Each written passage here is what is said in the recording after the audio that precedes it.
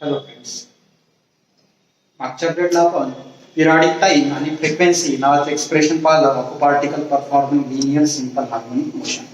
So periodic time t is equals to किती आला होता? ट्वाइस पाय डिवाइडेड बाय ओमेगा. किती आली व्हॅल्यू होती? Twice pi by omega. यावरून फ्रिक्वेन्सी काढली n equal to reciprocal of periodic time त्याची व्हॅल्यू आली omega divided by twice pi. This is the expression for frequency and periodic time of the particle performing linear simple harmonic motion. बरोबर आहे. यामध्ये आपण ओमेगाची value सुद्धा define केली होती under root of k by m. कारण omega square ची value differential equation मध्ये आपण k बाय m करतो. बरोबर आहे. त्यामुळे फ्रिक्वेन्सी आपण अशा प्रकारे सुद्धा रिप्रेझेंट करतो 1/2 pi. What is omega? Under root of k by m. This is another form of frequency of the particle performing linear simple harmonic motion. इथे सुद्धा तुम्ही under root of k by m ठेवू शकता आणि अशा प्रकारे periodic time आणि फ्रिक्वेन्सीचे दोन नवीन फॉर्म्युले तुमच्या समोर तयार आहेत. बरोबर आहे. आता एक महत्त्वाचा एक प्रॉब्लेमच्या पॉइंट ऑफ व्ह्यू दोन छोटेसे नोट्स तुमच्या पुस्तकामध्ये दिलेले आहेत. त्या कलर याच्यामध्ये दिलेले आहेत आणि ते तुम्हाला प्रॉब्लेम सॉल्व्ह करण्यासाठी एक कामी येणार. कशासाठी कामी येणार तुम्हाला? ते प्रॉब्लेम सॉल्व्ह करण्यासाठी कामी. इकडे लक्ष द्या. आता त्याच्यामध्ये आपण जो particle linear simple harmonic motion perform करते अशा पार्टिकल एक्सप्लेन करण्यासाठी आपण एक स्ट्रिंग घेतली आणि त्या स्ट्रिंगला मास अटॅच करून आपण linear simple harmonic motion perform केलं. म्हणजे ते सिंपल बॉब ऑफ मास आपण m घेतला होता, तो एका स्ट्रिंगला बांधला होता. स्ट्रिंगचा फोर्स कॉन्स्टंट आपण k असं म्हटलं होतं आणि या मासला आपण इकडे पुश करून सोडून दिलं आणि अशा प्रकारे स्प्रिंगनुसार ते मास अशा प्रकारे along the straight line simple harmonic motion perform करते. आणि अशा प्रकारे हा सिंपल बॉब ऑफ मास जेव्हा एक्स्ट्रीम पोझिशन वरती जातो तेव्हा त्यावरती एक महत्वाचा फोर्स ऍक्ट होतो, त्याला आपण रेस्टोरिंग फोर्स असं म्हणलं. आणि या रेस्टोरिंग फोर्सची direction toward the mean position असते आणि it will be directly proportional to the displacement of the particle. मग रेस्टोरिंग फोर्स किती? तर F is proportional to x. So F equal to -kx असा फॉर्म्युला आपण डिस्कस केला होता. What is F? F is the displacement of the particle. हे जर particle मीन position वरती असेल तर हा एक्स्ट्रीम पोझिशन वरती जातो. कुठे जातो तो? एक्स्ट्रीम. मग यावरती रेस्टोरिंग फोर्स आहे. बरोबर आहे. त्याची डायरेक्शन कुठे असते? टुवर्ड द मीन पोझिशन आणि याची व्हॅल्यू असते kx. मग x काय? याने केलेलं काय? Displacement from the mean position. That is also called as amplitude of the SHM. बरोबर आहे. मॅक्झिमम जर डिस्प्लेसमेंट असेल तर त्याला आपण एम्प्लिट्यूड म्हणतो. बरोबर आहे. मीन पोझिशन पासून पार्टिकल किती दूर गेला हे म्हणजे ती डिस्प्लेसमेंट. जेवढ्या दूर नेणार तेवढा जास्त रेस्टोरिंग फोर्स त्यावरती ऍक्ट होणार. अशा प्रकारचा कन्सेप्ट आपण मागच्या पिरियडला या सगळ्या गोष्टी आपण पाहिलेल्या आहेत.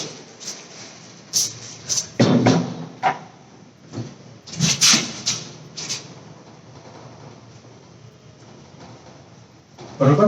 आता तुमच्या पुस्तकामध्ये दोन महत्वाचे पॉइंट. जर अशा प्रकारच्या स्ट्रिंग कॉन्स्टंट एक्सप्लेन करत असताना जर ते स्ट्रिंग दोन प्रकारच्या केसेस मध्ये तुम्हाला प्रॉब्लेम मध्ये एक्सप्लेन करल्या जाऊ शकते, जसं तुमच्या पुस्तकात दिले. जर ती स्ट्रिंग जर सिरीज मध्ये कनेक्ट केली, कशी कनेक्ट केली? सिरीज मध्ये. हा पहिला स्ट्रिंग, ही दुसरी स्ट्रिंग आणि हा तुमचा मास m. बरोबर. अशा प्रकारे म्हणजे झालं series combination of the string. या स्ट्रिंग कॉन्स्टंटची व्हॅल्यू मी म्हणलं k1 याची व्हॅल्यू k2.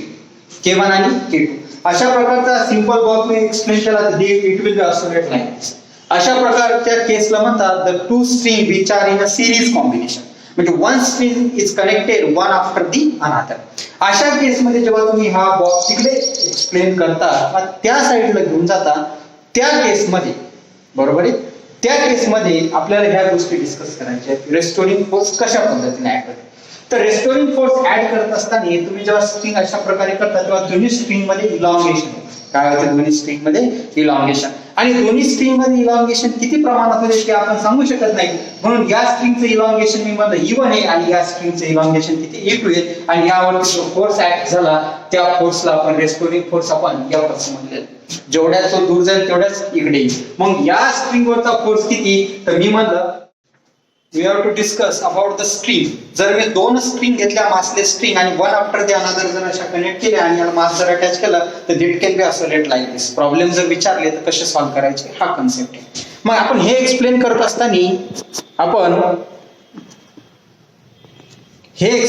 असताना आपण दोन स्ट्रिंग घेतल्या ज्याच्या फोर्स कॉन्स्टंट k1 आणि k2 येतात आणि याला मास अटॅच. मग याला जर सिंपल बॉब ऑफ मास जर आपण हा सिंपल मास जर आपण मूव्ह केला तर it will be oscillate like this आणि यावरती रेस्टोरिंग फोर्स ऍक्ट होतो. मग मी जर मला रेस्टोरिंग फोर्स जर तो ऍक्ट झाला तर तो रेस्टोरिंग फोर्स अशा प्रकारे या आणि याच्यावरती सायमल्टेनियसली ऍक्ट. मी जर मला यावरती एफ नावाचा फोर्स ऍक्ट केला तर तेवढाच एफ नावाचा फोर्स या स्ट्रिंग वरती आणि तेवढाच एफ नावाचा फोर्स या स्ट्रिंग वरती. मग मी मला या स्ट्रिंग मध्ये इलॉंगेशन इवन झालं, या स्ट्रिंग मध्ये दोन्ही स्ट्रिंग सारख्याच इलॉंगेशन करतील असं नाही. बरोबर आहे. मी म्हणलं याने इलॉंगेशन इवन केलं, याने इलॉंगेशन E2 केलं. मग रेस्टोरिंग फोर्स मी याला इलॉंगेशन म्हणजे याच्यात होणारा displacement due to the mass. लक्षात घ्या, आपण याला force is proportional to displacement म्हणत होतो. तर डिस्प्लेसमेंट आपण तिथे F घेतलं होतं, इथे E म्हणलं होतं. मग दोन स्ट्रिंग आहेत म्हणून याला E1 आणि एक्सटेन्शन किंवा इलॉंगेशन म्हणा त्याला. मग याचं एक्सटेन्शन झालं E1, याचं एक्सटेन्शन झालं E2. सो दोघांसाठी मी रेस्टोरिंग फोर्स अप्लाय केला तर तो F नावाचा फोर्स दोन्ही स्ट्रिंग वरती सारखाच अप्लाय होतो. म्हणून टोटल फोर्स जर मला टोटल फोर्स हा या स्ट्रिंग वरचा आणि या स्ट्रिंगच्या बाबतीतला हा. मग यावरून मी E1 आणि E2 ची व्हॅल्यू काढली. मग टोटल इलॉंगेशन किती झालं, कारण मला टोटल डिस्प्लेसमेंट काढायचं. कारण त्या स्ट्रिंग दोन नसून आपल्याला एकच कन्सिडर करावं लागेल. बरोबर आहे की नाही. मग या स्ट्रिंग मध्ये इलॉंगेशन सपोज 2 सेंटीमीटर झालं, या स्ट्रिंग मध्ये इलॉंगेशन 3 सेंटीमीटर झालं. मग टोटल इलॉंगेशन, मग टोटल मास किती दूर गेला तर 2 आणि 3 म्हणजे किती 5. बरोबर आहे. म्हणजे टोटल डिस्प्लेसमेंट किती झालं E. तर टोटल डिस्प्लेसमेंट काढण्यासाठी तुम्हाला दोन्ही इलॉंगेशनची काय करावं लागेल, सम करावं लागेल. म्हणून तशाच प्रकारे इथे जर इलॉंगेशन 2 सेंटीमीटर झालं आणि इथे जर इलॉंगेशन 3 सेंटीमीटर झालं तर हा मास M हा टोटल डिस्प्लेसमेंट किती करेल, 5 सेंटीमीटर करेल. कारण यानं 2 केलं, यानं 3 केलं, म्हणून टोटल डिस्प्लेसमेंट किती झालं 5. मग टोटल डिस्प्लेसमेंट काढण्यासाठी तुम्ही दोन्ही डिस्प्लेसमेंटची सम केली. म्हणून मला टोटल डिस्प्लेसमेंट जर कॅल्क्युलेट करायचं असेल तर E = E1 + E2. मग किती व्हॅल्यू राहील, F upon K1 + F by K2. F जर मी कॉमन काढलं तर √ K1 + 1 upon 1 upon K1 + 1 upon K2. आणि ही जी व्हॅल्यू आहे टोटल फोर्स कॉन्स्टंटची झाली जेव्हा दोन फोर्स कॉन्स्टंट किंवा दोन स्ट्रिंग जेव्हा सिरीज मध्ये असतात. म्हणून मी याला KS असं म्हणतो. काय म्हणतो मी याला KS. म्हणून E = F × KS. बरोबर. अशा प्रकारे मग KS जर मी कंपेअर केलं, what is the value of KS. KS = 1/K1 + 1/K2. जर दोन स्ट्रिंग जर असतील तर total KS equivalent force constant म्हणतात किंवा टोटल फोर्स कॉन्स्टंटची व्हॅल्यू जर दोन स्ट्रिंग जर असतील तर टोटल फोर्स कॉन्स्टंटची व्हॅल्यू किती राहील, 1/K1 + 1/K2. अशा प्रकारे 1/K1 + 1/K2 ची व्हॅल्यू असेल. जर हे nth जर स्ट्रिंग जर लावल्या सपोज तर 1/KS = 1/K1 + 1/K2 + 1/Kn.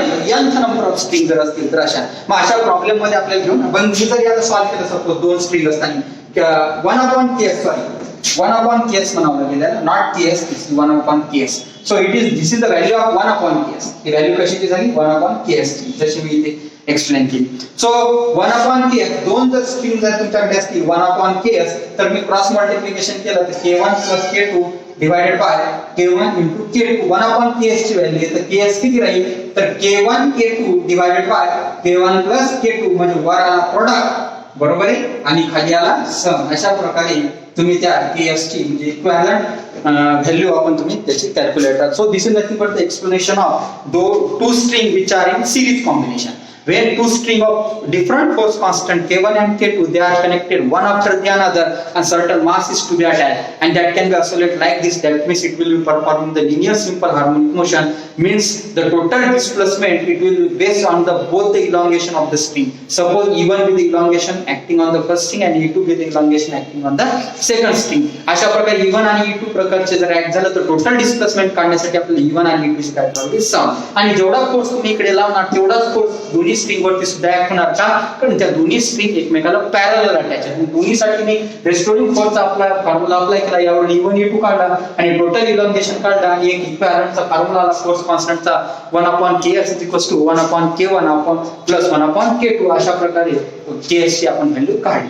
ही KS ची व्हॅल्यू काढल्याच्या नंतर बरोबर आहे. अशा प्रकारचा हा झाला पहिला part. When the force constant of the string both are connected one after the another म्हणजे series combination of the string. हे काय पाहिलं आपण, series combination of the string. Now the string both are connected parallel to each other. दोन्ही कशात connect करायचे आहेत आपल्याला, parallel to each other. Now the second part, the two string which are connected parallel to each other. मी जर म्हणलं की दोन्ही स्ट्रिंग हे पॅरलल अटॅच करायसाठी ही स्ट्रिंग आहे, ही पहिल्या नंबरची स्ट्रिंग झाली आणि ही दुसऱ्या नंबरची स्ट्रिंग झाली. Both the string both are connected parallel to each other. याला मी काय अटॅच केलाय, मास. बरोबर आहे. अशा प्रकारचं सोल्युशन जर तुमच्या समोर जर असेल तर both the string which are in what parallel combination. हे कसं झालं पॅरलल. जेव्हा पॅरलल कॉम्बिनेशन असते जेव्हा यावरती जो फोर्स ऍक्ट होतो रेस्टोरिंग फोर्स, बरोबर आहे. हा रेस्टोरिंग फोर्स जेव्हा ऍक्ट होतो तेव्हा हा रेस्टोरिंग फोर्स दोन पार्ट मध्ये डिवाइड होतो, बरोबर आहे. म्हणून या फोर्सला मला म्हणायचं F1 आणि या फोर्सला मला म्हणायचं F2, बरोबर आहे. कारण इक्विलिब्रियम, कारण दोन्ही स्ट्रिंग जरी सारखा फोर्स लावला तरी तो सारखा फोर्स दोन्ही स्ट्रिंग डिवाइड करून येते एकमेकांना. कारण दोघांच्या नंबर ऑफ टर्न्स ज्या असतील जरी मासलेस जरी असतील तरी दोघांमधला जो फोर्स राहतो तर ते दोन्ही इक्विलिब्रियम मेंटेन करतात. इक्विलिब्रियम मेंटेन करण्यासाठी दोन्ही हा फोर्स हा दोन पार्ट मध्ये डिवाइड होतो, बरोबर आहे. कारण या दोघांची जर सम कॅल्क्युलेट करायची असेल तर F = F1 + F2 अशा प्रकारचा हा फोर्स. हे कॅल्क्युलेट करत असताना हे मास पॅरलल अटॅच केल्याच्यामुळे इलॉंगेशन दोघांमध्येही सारखं, हे लक्षात घ्या. कारण पॅरलल अटॅच येतो दोन्ही स्ट्रिंग खालीच येणार, दोन्ही स्ट्रिंग खालीच येणार तर सारख्याच पॅरलली खाली येणार, म्हणजे दोन्ही स्ट्रिंग मध्ये इलॉंगेशन कसं होणार, सेम होणार. म्हणून दोन्ही स्ट्रिंगचं इलॉंगेशन सारखं, याचा फोर्स कॉन्स्टंट K1 याचा फोर्स कॉन्स्टंट K2 दोघांमधलं इलॉंगेशन सारखंच. आणि जो तो फोर्स रेस्टोरंट ऍक्ट केला तो इक्विलिब्रियम मध्ये दोन्ही स्ट्रिंग मध्ये डिवाइड होईल F1 आणि F2. म्हणून जर मी रेस्टोरिंग फोर्स पहिल्या स्ट्रिंगला लावला तर तो असते F1 = K1 × E आणि दुसऱ्या स्ट्रिंग साठी लिहिला F2 = K2 × E. Total force किती F = F1 + F2. जर मी हे त्याच्यामध्ये ऍड केला तर K1E + K2E. E जर कॉमन काढला तर K1 + K2 ब्रॅकेटच्या बाहेर E अशा प्रकारचा हा फोर्स झाला टोटल. आणि हे जर मी इक्वेट केला तर मी याला KP असं म्हणतो, कारण तो याला KP मध्ये इक्विव्हॅलंट स्ट्रिंग कॉन्स्टंट ची value when they are connected in parallel. So what is the value of Kp? So Kp = K1 + K2 अशा प्रकारे त्या दोघांची काय करायची, सम करायची.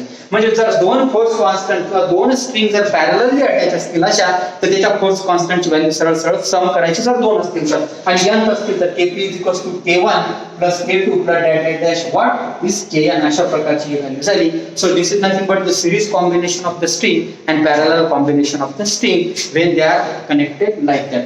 बरोबर आहे. तुमच्या पुस्तकामध्ये बॉक्स मध्ये नोट मध्ये या दोन्ही गोष्टी ऍड केलेल्या आहेत, त्याला व्यवस्थितरित्या वाचायचं आणि व्यवस्थितरित्या वाचल्याच्या नंतर हे कन्सेप्ट लक्षात ठेवायचं. महत्वाचा दोनच कन्सेप्ट, स्ट्रिंग जर सिरीज मध्ये कनेक्ट असतील आणि स्ट्रिंग जर पॅरलल कनेक्ट असतील.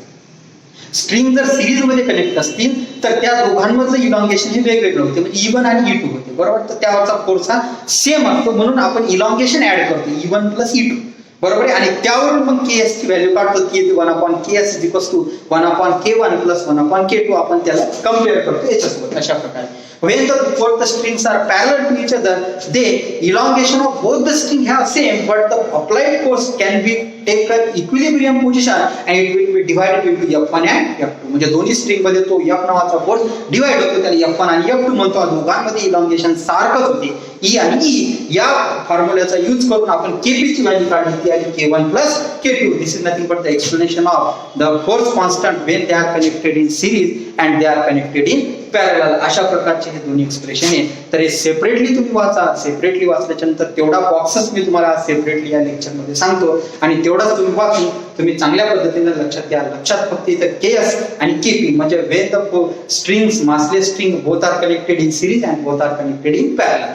When they are connected in series, then the elongation can be added and find the value of Ks. And when both the string both are connected in parallel, then what the force acting on both the strings are different to take the equilibrium position, and we can add the restoring forces, and then by adding the restoring forces we get the value of Kp, which is nothing but K1 + K2. So 1/Ks = 1/K1 + 1/K2. And when the string constant are connected in parallel, so Kp = K1 + K2. हे एवढं शॉर्टकटले दोन point लक्षात घ्या आणि आपण यावरच्या नंतर त्यानंतरच्या part मध्ये फेज ऑफ SHM नावाचा महत्त्वाचा पार्ट आहे. तो फेज ऑफ SHM सगळ्यांनी व्यवस्थितरित्या चांगला वाचायचा आहे. तर या एक्सप्लेनेशन मध्ये देत असताना तुम्हाला आता मी एक असाइनमेंट देतो की हे चॅप्टरचे 3 ते 4 एक्सप्रेशन. पहिला point differential equation of the particle performing linear simple harmonic motion, त्याच्यानंतर velocity, displacement and acceleration of the particle performing linear, हे 4 एक्सप्रेशन. एक छोटासा डिफरन्शियल इक्वेशनचं एक्सप्रेशन, एक लिनियर सिंपल हार्मोनिक मोशन जो पार्टिकल परफॉर्म करते त्याच्या डिस्प्लेसमेंटचं डेरिव्हेशन, त्याच्या व्हेलॉसिटीचं डेरिव्हेशन आणि त्याच्या ऍक्सेलरेशनचं डेरिव्हेशन, असे 4 डेरिव्हेशन प्रत्येकाने एका पेजवरती लिहायचे आणि त्याचे फोटो काढून तुम्ही मला पर्सनली माझ्या व्हॉट्सअपवर पाठवायचे. बरोबर आहे. अशा प्रकारची एक तुम्हाला असाइनमेंट दिल्या जाईल आणि ती असाइनमेंट प्रत्येकाने फॉलो करायची. हे 4 डेरिव्हेशन प्रत्येकाने एका रफ पेजवरती लिहायचे. रफ पेजवरती लिहिल्याच्या नंतर त्याचे फोटो काढून तुम्ही पर्सनली माझ्या व्हॉट्सअपवरती पाठवायचे. हे असेल तुमचं व्हॉट्सअप असाइनमेंट. त्याच्यानंतरचा पार्ट मध्ये आपल्याला पाहायचं फेज ऑफ एसएचएम आणि मग पाहिजे graphical representation. That is very very important. Graphical representation आणि फेज ऑफ एसएचएम हे मी तुम्हाला उद्याच्या लेक्चरमध्ये त्याच्यामध्ये ऍड करतो आणि आता आपलं रेग्युलर तुम्हाला हा अपलोडिंगचा व्हिडिओ आपण टाकत राहू. तर प्रत्येकाने झालेला पॉईंट आज फक्त पिरियडिक टाइम, त्याच्यानंतर काय काय पाहिलं, differential equation of the SHM पाहिलं, नंतर व्हेलॉसिटी, ऍक्सेलरेशन आणि डिस्प्लेसमेंटचं एक्सप्रेशन डिराईव्ह केलं, नंतर त्याच्या मॅक्झिमम आणि मिनिमम व्हॅल्यू काढलं, नंतर त्याचा पिरियडिक टाइम, फ्रिक्वेन्सी आणि व्हॉट अँप्लिट्यूडचं एक्सप्रेशन आपण पाहिलं. एवढा सारा पार्ट आपण लिनियर सिंपल हार्मोनिक एसएचएमचा या व्हिडिओच्या माध्यमातून आपण पाहिलेला आहे. तर 4 डेरिव्हेशनचं असाइनमेंट मी तुम्हाला दिलं. त्याच्या उद्याच्या लेक्चरमध्ये मी राहिलेल्या 4 पॉईंटचं डेरिव्हेशन असाइनमेंट तुम्हाला देणार. ती प्रत्येकाने एका पेजवर लिहायची, प्रॅक्टिस करायची, न पाहता लिहून पाहायचं आणि फोटो काढून तुम्हाला मला त्याला सेंड करायचे. उद्याच्या चॅप्टर मध्ये आपण फेज ऑफ एसएचएम आणि त्याचं ग्राफिकल रिप्रेझेंटेशन पाहू. तर उद्या वाचत असताना पुढचा पॉईंट सुद्धा वाचून घ्या. कोणता? फेज ऑफ एसएचएम आणि graphical representation of particle performing linear simple harmonic motion. हे तुमच्यासाठी एवढं वर्क असेल. Thank you so much.